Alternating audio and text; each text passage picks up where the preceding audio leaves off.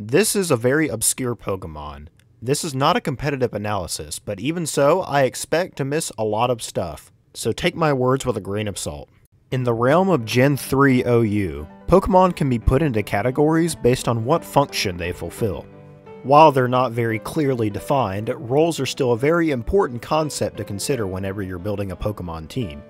When first designing a team, you want to first decide what direction you want to go in, or what Pokemon you want to design your team around. Then, add Pokemon that are good at supporting your chosen game plan. Then finally, you add some glue to make things stick together in a balanced way, or some flavor to make things stick out. Some example roles include Spike Setter, offensive threats that can be physical, special, or both, defensive walls you can hide behind, Cleric Pokemon that can heal or strengthen your teammates, counters to specific Pokemon, an Aztec ritual sacrifice, etc. Oftentimes, one Pokemon can be used to fulfill multiple different roles in a single slot. When this happens, it's called role compression. This may give you something that's worse at performing each individual thing on its own. After all, you can only click one move per turn, and fit up to 4 on a single slot.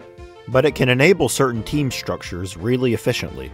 Lesser seen Pokemon that have access to rare moves or an unusual combination of traits can get their time in the sun, to such an extent that competitive players can dig far into the lower rankings and put in a lot of effort to make certain Pokemon work. Now, this description of roles is vague, broad, and probably not very useful. It should, however, provide motivation on why otherwise unviable Pokemon can find a niche in OU. There cannot possibly be a derpier example than Quagsire. Quagsire is a very silly Pokemon that through the powers of role compression can carve out a small use case for itself. Quagsire is a water-ground Pokemon with a quite mediocre stat line. In spite of this, Quagsire's typing is actually one of the best in Gen 3 OU. Water and ground is very useful both defensively and offensively. It resists both steel and rock type attacks, which are fairly common, is immune to electric type moves, and has only one weakness to an attacking type, grass, which has low power moves and is not a prevalent type in OU. A secondary ground typing grants unique access to a powerful stab earthquake and renders you immune to sandstorm damage. Quagsire can choose between two abilities, and the first makes its already good defensive profile even better. Water Absorb gives you an immunity to water-type attacks and heals you whenever one lands. A lot of bulky, annoying water-type Pokemon will only run water coverage as their attacking option. This ability allows you to shut down those sets entirely. Its other ability, Damp, has its uses but is generally outclassed by Water Absorb, unless you're really itching for a Metagross counter. It doesn't cause the opponent to faint, only for Explosion or Self-Destruct to fail. Officially, Quagsire is ranked in the UU tier, and is very rare in OU. As for those of you that play Gen 3 OU, you can probably guess why, but we'll leave that for later. On to Quagsire's moveset. It has serviceable coverage, but it doesn't have great stats to back it up. Its most powerful move is Earthquake. Does decent damage to everything that doesn't resist it or ignore it, but admittedly there's quite a lot of that. So alongside Earthquake, Quagsire can either run Surf, Ice Beam, which smacks most flying and levitate Pokemon that ignore Earthquake, or if you're using a physical boosting set, Hidden Power Rock, which is more powerful at smacking flying types but leaves you open to being walled by certain Pokemon. It's got some pretty cool utility moves at its disposal. Curse combined with Rest makes a decent game winner. Importantly, it matches up well against common late game Pokemon like Sleep Talk and Rest Suicune or fast physical cleaners. Haze removes all stat changes on the field, even going through Substitute. Theoretically, you can run Counter alongside Haze as well. The idea is you prevent the enemy from setting up with Haze and force them to attack you, which you can take advantage of using Counter. Admittedly, I've hardly ever used Haze, but this seems pretty difficult to execute in practice. If the opponent does literally anything besides attack you or boost up, you have to start playing mind games, which can be pretty messy. The move Haze itself has a wide distribution but is surprisingly hard to find in OU. The only user is Gengar, who never runs it. Now this is just my opinion, but whenever it comes to using Haze on Quagsire, I'd probably say no.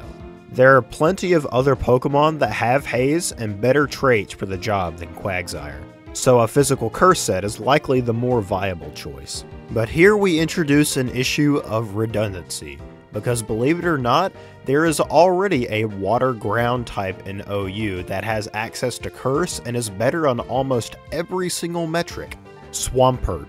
Every single one of Swampert's stats is higher than Quagsire's, so it naturally has more bulk, more power, and hits a number of important benchmarks with less EV investment, which Quagsire, by contrast, has to go all in on to be at the same level.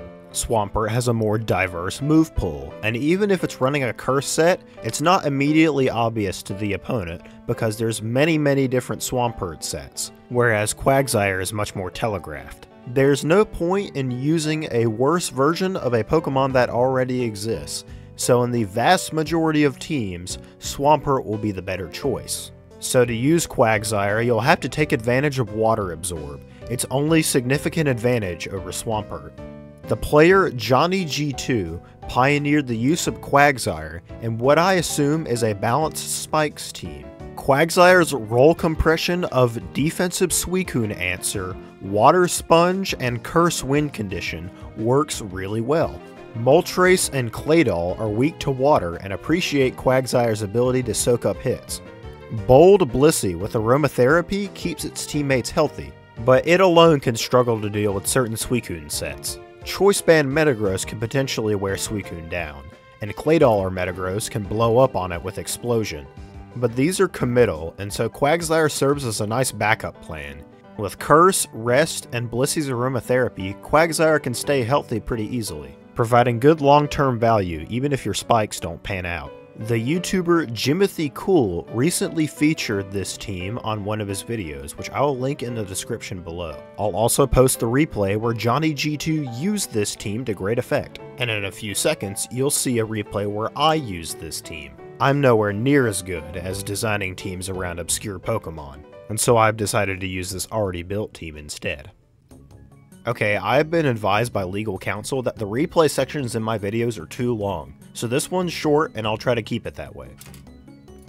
Start off with a lead Metagross Ditto. This is Banded Metagross, and I'm just going to see what the opponent has. It's a standard 3 attacks explosion. Milotic comes in. Now this heavily implies Magneton, so I want to get Spikes up as quickly as I can because I know it's going to come in. Even just getting one up will be very helpful. Hold on. Get the Spike, Magneton kills me, and Revenging in with Claydol. Takes a Toxic, but this Claydol can explode later on to provide value. Now, Magneton plus Milo plus Celebi. This looks like something like a Magdoll team. But given that the Milotic has Hypnosis, that implies that there is something that gains short-term value from putting something to sleep, something like a Swords Dance user or Agility Pass or something like that. And that got me thinking that this was something like Swords Dance past Celebi or Sub past Celebi. And I felt good about this decision to blow up on the enemy Celebi. And it worked out very well. I was proud of this decision. And in comes Quagsire. Milotic can't harm this with its water coverage, but it can put it to sleep. I don't know why I cursed here. I should have just clicked Earthquake. Because now Quagsire is just setup fodder, as evidenced by this Gyarados, who can Dragon Dance pretty freely. Moltres is going to try to burn this thing before it gets out of control. If that Will-O-Wisp missed, I probably would have lost then and there, to be honest. Can double out to Blissey, who can slowly chip it down with Seismic Toss. I don't want anything else to get murdered.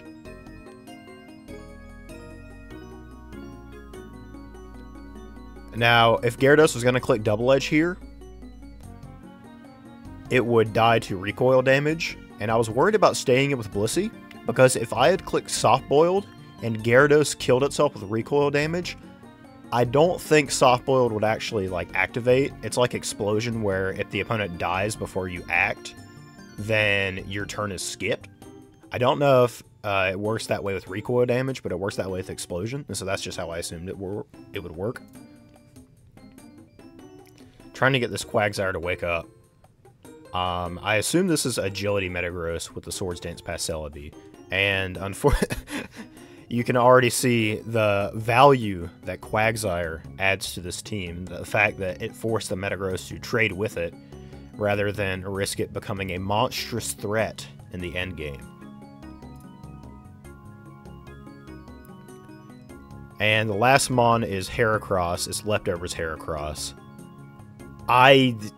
This was kind of a silly play from me, like, getting Blissey chunked for no reason. I thought for some reason that this would be Sub-Select Heracross, even though this Heracross is revealed to be having Leftovers. So, kind of a stupid move on my part. Now, here we're at a crossroads. In this game, I had two ways to win.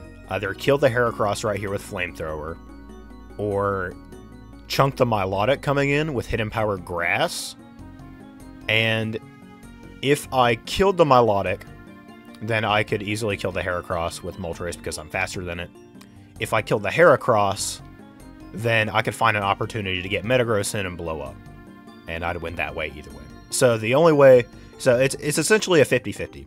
I had to predict whether it would stay in with Heracross or switch to Milotic. I figured it would probably switch to Milotic. It's the more obvious option, avoids the big stab button. And guessed correctly. And so from here, it's just killing Milotic and killing Heracross. Now, while Quagsire didn't do much itself in this game, it had the potential to be very threatening for the opponent, and so they decided to remove it with their Metagross. Having something like your Quagsire faced off against their Milotic in endgame, and having Moltres for Heracross would have been very difficult for the opponent to deal with. And so, forcing them to get rid of what was likely an Agility Metagross, normally a pretty good late game cleaner, that would have caused problems for the rest of my team, is a fairly good trade. And so, in that way, Quagsire did get some value.